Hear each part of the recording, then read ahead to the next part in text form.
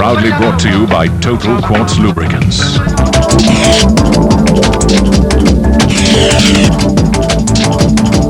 This is the Dakar, and this is why the event is so huge, but also so difficult.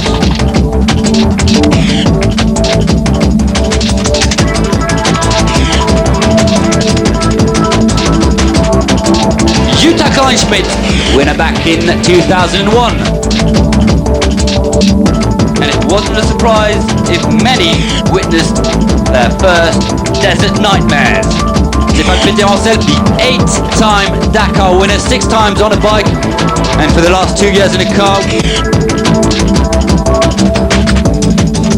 We always want to win, but there can only be one winner, and I believe the best man won the race, and we must come back to beat him.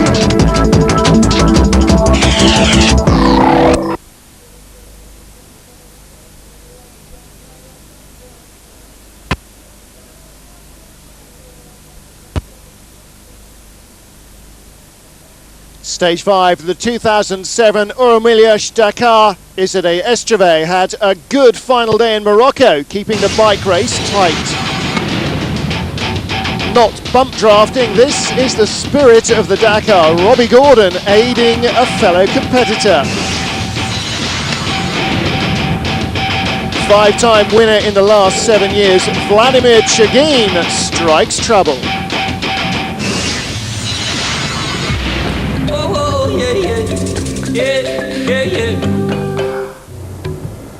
Day 2 in Morocco, and the first taste of the sand dunes and of the flora and fauna that go with them.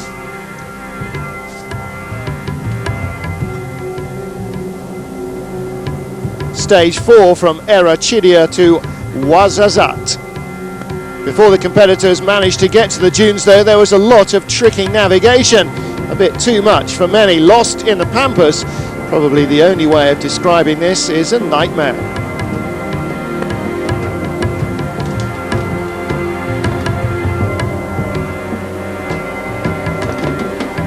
And it wasn't just getting lost that was the problem. Juan Puig Cote from Spain stuck in his Impala.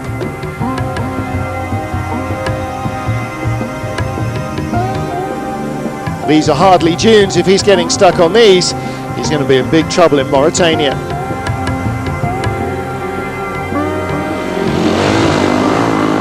The Dakar is often perceived as heading through the middle of nowhere, but no matter how desolate the situation, it seems the locals are always out in force to watch and assist.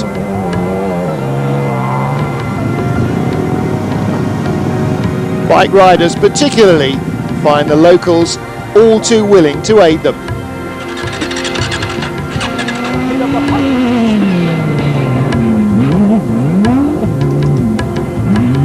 Simon Jean-Joseph in his distinctive pink buggy rumbling through the dunes.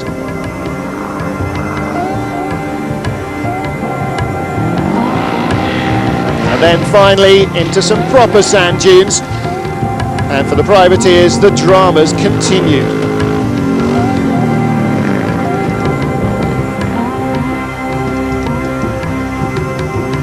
The spirit of the Dakar is one of the things that brings people back years after years. And stage 4 showed exactly how teammates can really help each other.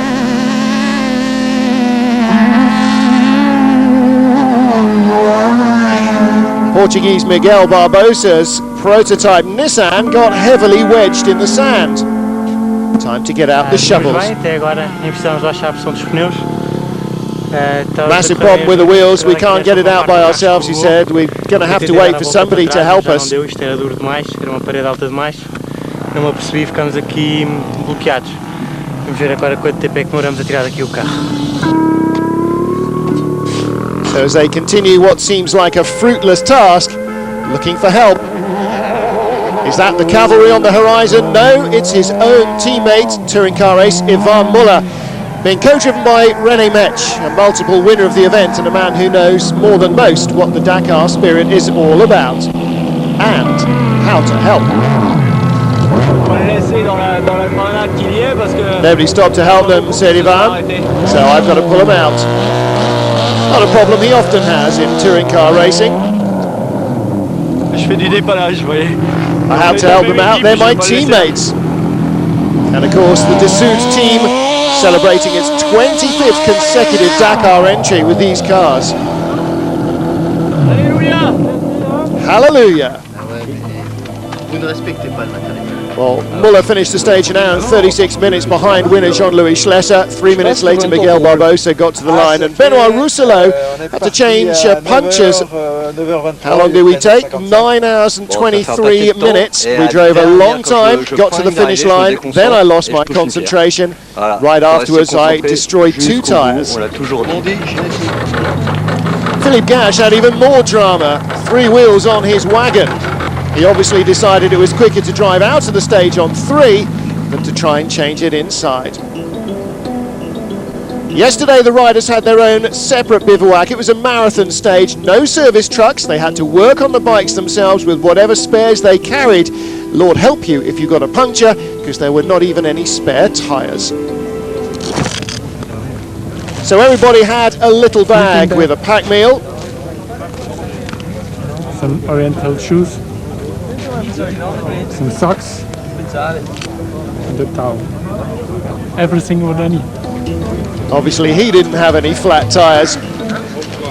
So with teammates to help alone and the tools they carried on the bikes, there wasn't an awful lot of maintenance that could be done. Time to settle down for the leaders and the back markers alike. Aching joints, tired bones, frayed nerves. It was a tough day on the Dakar.